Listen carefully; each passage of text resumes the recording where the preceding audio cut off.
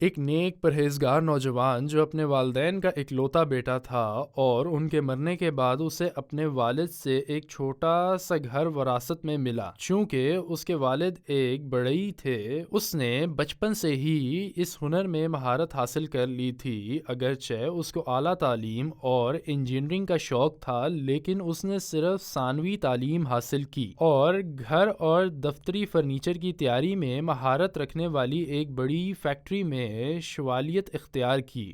اپنے تمام کام کے اوقات میں وہ گھر کی حیرت انگیز ڈیزائننگ بنانے کے اپنے شوق میں مشق کر رہا تھا، خاص طور پر یہ کہ اس کے گھر کی بنیاد غیر منظم تھی، اس لیے وہ گھر کو وسیع تر بنانے کے لیے اس کو دوبارہ بنانا چاہتا تھا، اور وہ اس کی خواہش کو پورا کرنے کے لیے رقم فراہم کرنے کا انتظار کرتا۔ اس نوجوان کی شادی بھی ایک اچھی لڑکی سے ہوئی اور ان کے 2 بچے بھی ہوئے۔ جب وہ 40 سال کا ہوا تو اپنے کام پر جاتے ہوئے اس نے ایک غریب آدمی کو اپنے پاس موجود ساری رقم دے دی، اور جب وہ فیکٹری پہنچا تو اس کے مالک نے اسے بغیر وجہ بتائے نوکری سے نکال دیا۔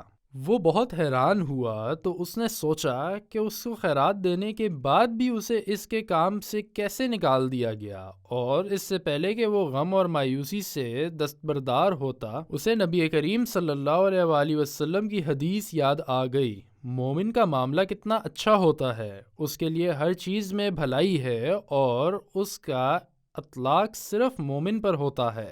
اگر اس کے پاس خوشحالی آتی ہے تو وہ اللہ کا شکر ادا کرتا ہے اور یہ اس کے لیے اچھا ہے، اور اگر اس پر کوئی مصیبت آتی ہے تو وہ اسے صبر سے برداشت کرتا ہے، اور یہی اس کے حق میں بہتر ہے۔ اس کے بعد اس نے اللہ کی مرضی سے استعفیٰ دے دیا اور مسکراتے ہوئے اپنے گھر واپس چلا گیا، حالانکہ اس کے پاس صرف یہی کام تھا۔ جب اس نے اپنی بیوی کو واقعے کے بارے میں بتایا تو وہ مسکرائی اور کہنے لگی، خوش رہو، نوکری ختم ہونا تمہارے لیے اچھا ہے اور اللہ نے تمہارے لیے بہترین چیز تیار رکھی ہے۔ تم نے کسی پر ظلم نہیں کیا اور تم نے اپنی آمدنی کے بارے میں کبھی شکایت نہیں کی۔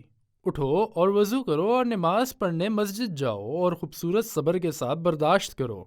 وہ سوچتے رہے کہ کیا بہتر ہوگا۔ شام کو شوہر نے بڑی خوشی کے ساتھ اپنی بیوی کو بلایا اور اس سے کہا، میں اپنے کزن آرکیٹیکٹ کے ساتھ کام کروں گا جو عمارتوں کی ڈیزائننگ میں میری قابلیت کے اوپر قائل ہے، اور وہ مجھے اس کام پر بہت پیشکش کرتا ہے۔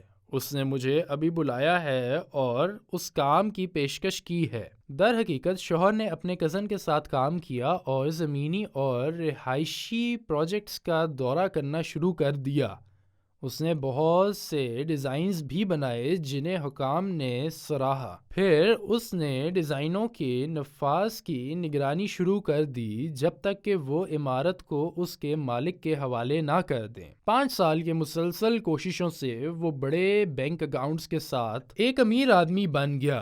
اس نے اپنی خواہش پوری کر لی اور اپنے گھر کو جس طرح وہ چاہتا تھا بنایا۔ وہ ہر لمحہ ان تمام نعمتوں پر اللہ کا شکر ادا کر رہا تھا۔ اس نے اپنی بیوی کو مشورہ دیا کہ وہ دونوں ایک بڑا تحفہ لے کر اپنے پرانے باس کے پاس شکریہ ادا کرنے کے لیے جائیں گے جس نے اسے نوکری سے نکال دیا تھا، اور اس سے کہا، اس کے بغیر میں اب تک فیکٹری میں مزدور رہتا، لیکن اللہ نے اس سے یہ فیصلہ کروایا تو یہ ساری کامیابی میرے حصے میں آئی۔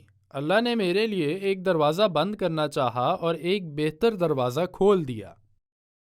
وَمَن يَتَّقِ اللَّهَ يَجْعَل لَّهُ مَخْرَجًا وَيَرْزُقْهُ مِنْ حَيْثُ لَا يَحْتَسِبُ وَمَن يَتَوَكَّلْ عَلَى اللَّهِ فَهُوَ حَسْبُهُ إِنَّ اللَّهَ بَالِغُ أَمْرِهِ قَدْ جَعَلَ اللَّهُ لِكُلِّ شَيْءٍ قَدْرًا۔